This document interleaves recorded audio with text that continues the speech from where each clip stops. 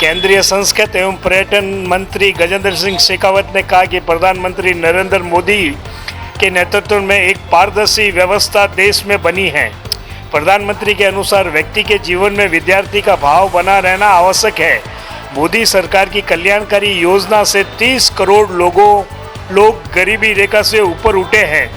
उन्होंने बताया कि देश में विकसित बनने की दिशा में निरंतर आगे बढ़ रहा है और दुनिया में तीसरे पायदान पर जाने की तैयारी कर रहा है।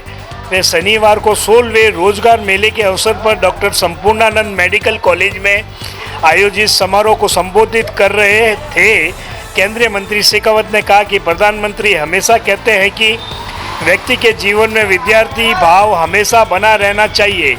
हमने बहुत कुछ सीखा है, हमने पढ़ाई की है, हमने बेहतर प्रदर्शन किया है और जिन अभ्यर्थियों को नियुक्ति पत्र मिला है उन सबों ने मोदी जी का धन्यवाद कहा है। लगभग 2 साल पहले संकल्प देश के सामने व्यक्त किया था कि देश की सरकार में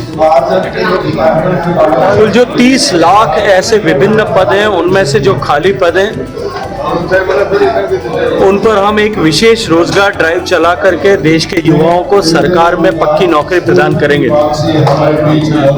उस क्रम में देश में अब तक 15 बार आज से पहले रोजगार मेलों का आयोजन हुआ, जिसमें 10 लाख से ज्यादा नियुक्ति पत्र प्रदान किए गए।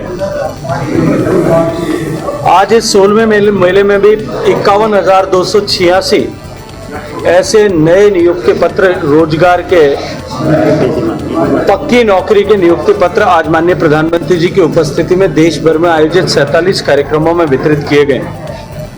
जैसे माननीय प्रधानमंत्री जी ने कहा कि हमारा देश जो आज तेज गति से आर्थिक रूप से प्रगति कर रहा है, सरकार की योजनाओं को धरातल पर उतारने के चलते, सरकार की विभिन्न योजनाओं के माध्यम से देश की आर्थिक प्रगति के चलते हुए देश के विभिन्न क्षेत्रों में मोबाइल से लेकर के